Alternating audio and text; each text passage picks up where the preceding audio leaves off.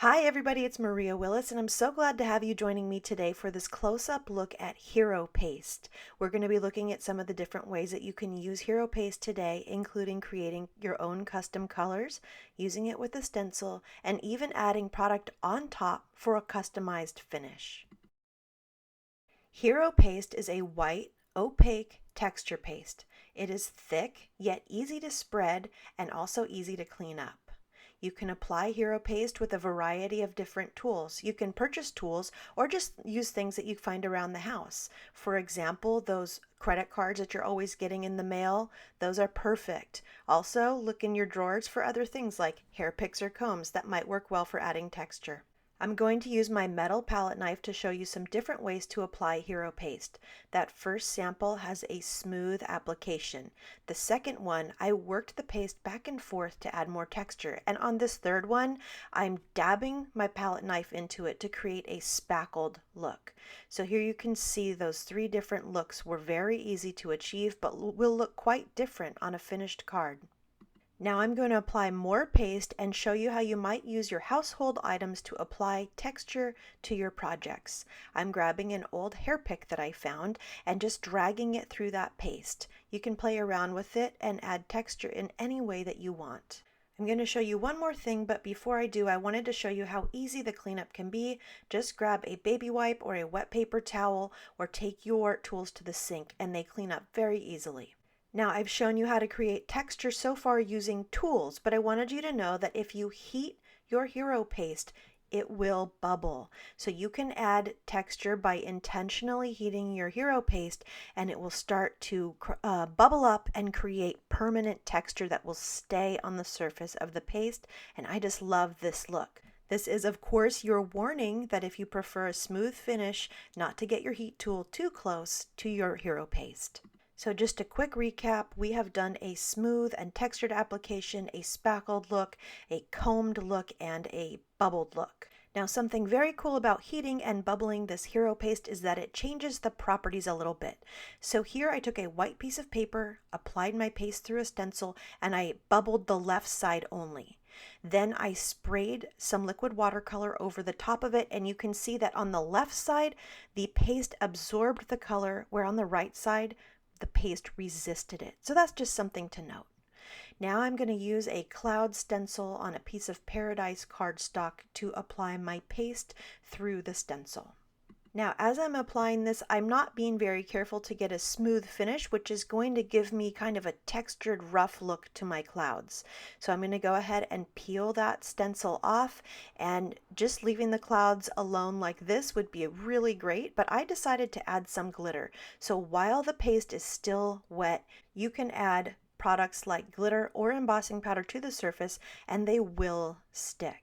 Okay, let's move on to creating our own custom colors of Hero Paste. I like to add just a tiny bit of Hero Paste to an acrylic block or somewhere where it's easy for me to mix it up.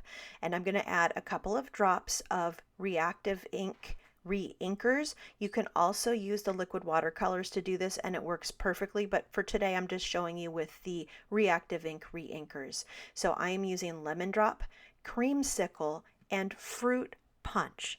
I've added about 4 drops each to these little gobs of Hero Paste that I've added to my acrylic block, and now I'm just going to make sure that they're thoroughly mixed in so that all of my paste is colored.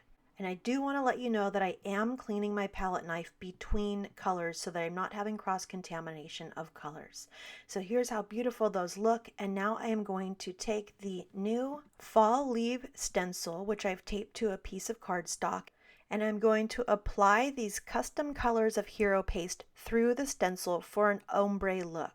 Now I'm going to grab my handy dandy little credit card and I'm going to use that to pull the colors through each other back and forth so that I have cross-contamination. It's going to look so cool with the leaves to have the colors mixed up.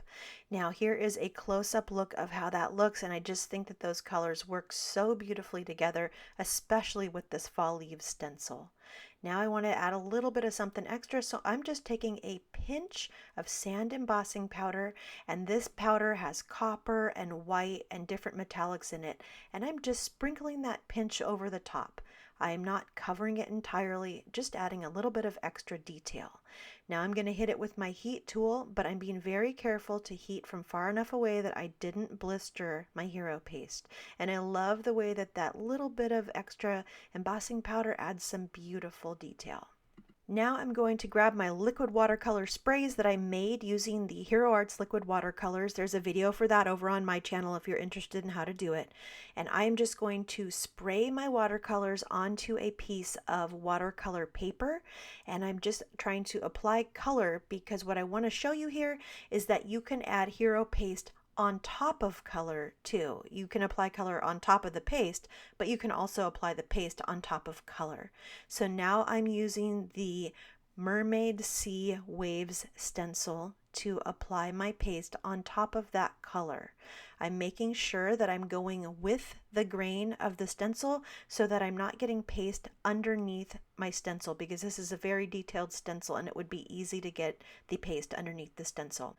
I had a lot of extra paste on my credit card that I didn't want to waste, so I grabbed a piece of pitch black cardstock and I applied the paste using that same stencil right on top of that piece of black cardstock, and the contrast is just so great, but I thought it would look really cool if I added some brass embossing powder. So I went ahead and covered it with the brass embossing powder, and now I'm going to heat emboss that, and it just comes out with such a gorgeous, rich look to it.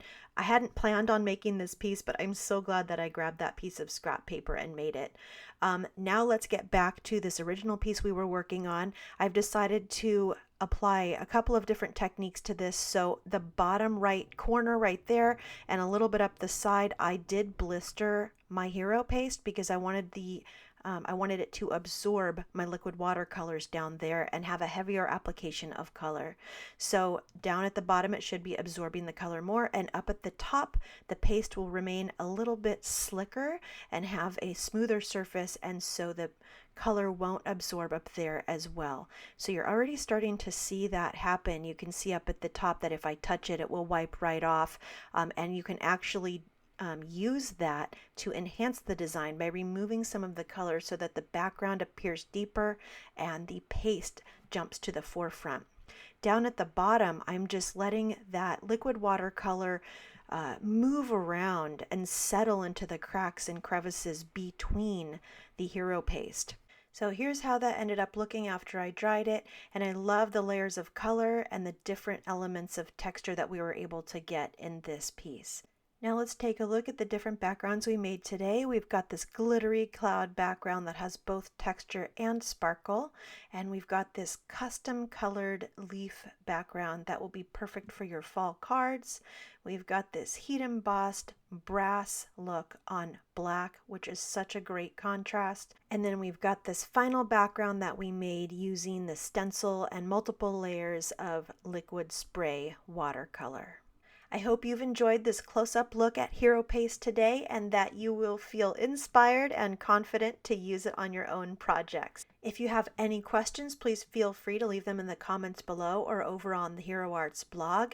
Happy crafting, everybody! Have an awesome day!